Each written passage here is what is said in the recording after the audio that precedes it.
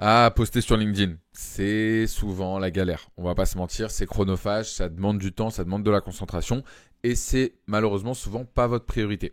Alors, dans cette vidéo, je vais te montrer comment je m'organise pour avoir réussi à créer plus de 1000 posts LinkedIn en 4 ans et atteint les 20 000 abonnés, mais surtout à faire de LinkedIn mon premier canal d'acquisition pour mon agence Two Pizza Club. Si tu ne me connais pas, je m'appelle Pierre Paris, je suis le créateur et le CEO de Two Pizza Club, une agence de création d'agents IA pour les business entre 5 et 25 employés qui réalisent entre 1 et 20 millions de CA. Si tu veux mettre en place un agent IA dans ton entreprise, je te laisse remplir le formulaire en description. Dans un instant, on va se retrouver sur mon écran où je vais te montrer comment la création d'une base de données solide et bien structurée va te permettre non seulement de garder le rythme sur LinkedIn, mais aussi de créer une base de données qui sera le cerveau de ton futur agent IA qui te permettra de rédiger des posts LinkedIn à ta place dans quelques semaines, voire quelques mois. Allez, c'est parti, on se retrouve sur mon écran. Alright les amis, c'est parti. Du coup, on se retrouve sur mon écran. Donc là, c'est le template que je vais vous donner gratuitement dans cette vidéo pour que vous puissiez aussi l'utiliser. Pour ceux qui n'ont jamais vu Airtable et qui n'ont jamais utilisé cette plateforme, je vous laisse regarder l'une de mes vidéos YouTube dans laquelle je vais montrer un petit peu les bases de Airtable. Là, ici, on va parler aux personnes qui ont un petit peu déjà l'habitude de le faire. Ce que je vais faire dans un premier temps, c'est que je vais vous détailler un petit peu toutes les différentes colonnes et ensuite, je vais vous montrer comment moi je l'utilise au quotidien. C'est le vrai.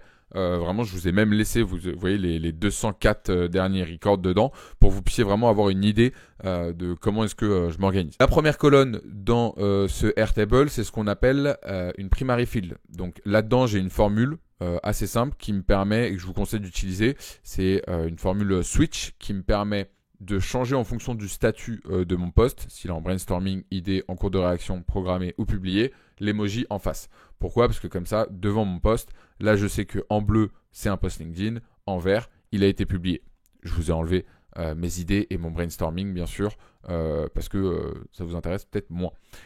Ensuite, switch média, donc là pareil, même mécanique, podcast, c'est le micro, post LinkedIn, c'est en vert, et evergreen, c'est en bleu, et evergreen, c'est en vert.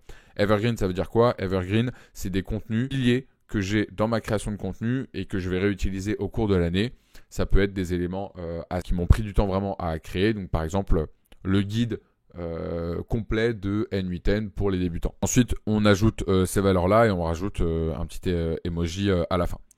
Ok, ensuite on a le média, donc ça très simple, c'est ce qu'on appelle un single select, donc là je peux choisir un petit peu le tag que je veux mettre, le statut, qui va être très important pour plus tard, le hook, très important pour un post LinkedIn, savoir comment est-ce qu'on démarre notre post, ok, le contenu en tant que tel, donc là vous voyez le contenu global de mon post, ici le contenu avec révision de mon agent IA, on verra ça après, et ici d'autres éléments, donc je vais vous montrer. Indication, c'est pour ça. Moi, je rédige globalement 4 types de posts. Ceux qui sont actionnables, qu'on peut directement utiliser. Ceux qui sont analytics, donc qui parlent de data. Ceux qui sont aspirationnels, donc là, je vais parler d'un client, etc. Et ceux qui peuvent être anthropologiques.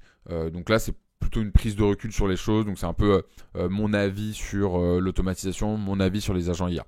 Ok ? Bien, ça du coup c'est une formule qui en fonction du type de poste que je vais choisir va me donner l'indication. Donc quand je suis en train de faire mon brainstorming, ça me permet d'avoir un petit peu l'angle d'attaque que je veux pour ce poste. N'oubliez jamais, là cette vidéo elle est pas faite pour ça sur créer votre personal branding, mais n'oubliez jamais, chaque post LinkedIn c'est une seule et unique idée. Si vous faites plusieurs idées, vous perdez vos lecteurs. Ensuite, je vais y mettre un tag, enfin un thème. Donc là pour le coup sur les thèmes dernièrement j'ai beaucoup utilisé IA, Two Pizza Club, donc mon agence, les outils, The Quest évidemment, la productivité et autres. Voilà, donc ça c'est les différents tags que j'ai un petit peu. Et ensuite l'audience, donc là ici c'est ici. Donc en termes d'audience vous en avez 3, Tofu, Mofu, Bofu. Tofu c'est tout le monde, Mofu c'est des personnes qui sont déjà un peu sensibilisées à l'automatisation et à l'IA pour mon cas, et Bofu c'est les personnes qui peuvent demain travailler avec moi. Donc en gros, un exemple de post Tofu, c'est les agents IA sont révolutionnaires pour ces 3 raisons. Un exemple de post Mofu, c'est si vous utilisez des agents IA, voici comment structurer vos bases de données pour être sûr que le cerveau de vos agents IA soit performant. Et Bofu, ça va être on a mis en place ces 3 agents IA chez nos clients, commande ce post si tu veux qu'on fasse de même avec toi. Donc vraiment, découpez bien en différentes audiences. Ensuite, évidemment, bah, le content, ce que je vais poster. Donc là, par exemple, sur les derniers, je peux vous montrer. Voilà, donc ça, c'était un post pour parler de cet outil-là, qui est un outil Think dans N8N qui permet à vos agents IA de réfléchir, encore plus, disons. La date, évidemment, de publication, qui va être importante pour ce que je vais vous montrer après. Le jour compteur, si vous voulez réutiliser un post, ça peut être intéressant de mettre une règle là-dessus sur, ok, bah, ça fait plus de 450 jours que j'ai publié ce post, je peux le réutiliser en changeant l'angle ou en changeant mon audience. C'est-à-dire que si vous avez fait un post tofu actionnable, vous pouvez peut-être faire un post mofu analytique. L'URL à partager, il y a une petite distinction qu'on va voir juste après. Un petit bouton pour aller voir le post. Donc là, par exemple, si on clique sur celui-là, tout hasard, j'ai pris un post qui a plutôt bien, beaucoup, même très bien marché. Je ne vais pas vous mentir, c'est même le meilleur de ma vie. 287 000 impressions, 155 commentaires. Je ne sais pas comment je vais faire pour leur envoyer la ressource, mais bon, ça c'est une autre affaire. Demande de révision avec un agent IA, et ça c'est le Record ID. Ça c'est notre tableau. Vous allez me dire ouais c'est sympa, mais c'est un peu galère de naviguer dedans. Je te comprends, c'est pourquoi dans Airtable il y a des interfaces. Les interfaces ça sert à quoi? Ça sert justement à visualiser notre donnée. Donc je vous ai créé une première interface que vous allez pouvoir utiliser. Là, je me rends compte que du coup ici c'est un petit peu trop long comme titre, ça dépasse, mais bon c'est pas très grave. La première interface c'est l'interface brainstorming. Donc là vous voyez, en fonction des catégories, vous allez pouvoir mettre vos idées de post ici. Ok, donc ça fait un peu comme un Trello. Vous ajoutez ici votre idée de post. Là, je vais faire un post brainstorming. Je sais plus sur quoi j'ai cliqué. Outils. Ok, bah je vais me faire un petit brainstorming en disant, je sais pas, Superhuman pour gérer les emails. Ok, trop bien. Là, je peux mettre déjà un petit début de contenu. Là, pour l'instant, je sais pas trop ce que je vais mettre là-dedans. Donc, pour l'instant, je le laisse. Ok. Là, ici, pareil, mais sous forme de tableau. Ok, très simple. Et là, ici, en dessous, bon, différentes informations sur mon personal branding. Mais bon, vous n'avez pas forcément besoin de l'utiliser. C'est plus pour vous rappeler un petit peu, ok, quels sont vos topics, vos sous-topics, etc. Ici, LinkedIn programmation.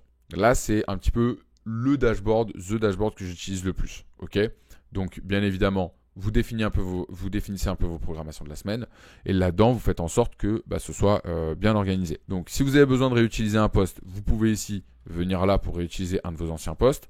Et ici, vous avez tous les posts qui sont en cours. Donc là, par exemple, ça, c'est le post que j'ai fait hier. Si je l'ouvre, vous voyez, donc là, il y a les différentes informations, fiches techniques un petit peu de mon post. Toutes ces informations-là, c'est les mêmes informations que dans le tableau que je vous ai montré avant. Le hook, le contenu, ok, trop bien. Tofu, mofu, ok. Le visuel. Et là, vous voyez, donc dès que je le poste, je copie-colle mon URL que je mets ici. Et ici, ça me génère un URL à partager. Cette URL partagée, la différence entre celui-là et celui-là, c'est que là, vous voyez, quand je mets ici, il y a un UTM-du-bas source égale share. Ça, il faut l'enlever quand vous le partagez, par exemple, à des groupes sur Slack ou sur WhatsApp en mode « Hey les gars, j'ai fait un post, allez mettre de la force s'il vous plaît ». Il ne faut pas qu'il y ait cet UTM-du-bas source parce que sinon LinkedIn le détecte. Donc, il faut partager tout le temps cette URL-là en pur pour pouvoir pas casser le reach de votre post. Voilà les amis, j'espère que cette vidéo vous a plu. Je vous donne le template pour le reproduire dans votre Airtable à vous directement. Et on se retrouve dans la prochaine vidéo pour voir comment est-ce qu'on va pouvoir plugger cette base de données à directement un agent réalisé sur N8N pour pouvoir récupérer et rédiger des posts à notre place. Allez, ça part.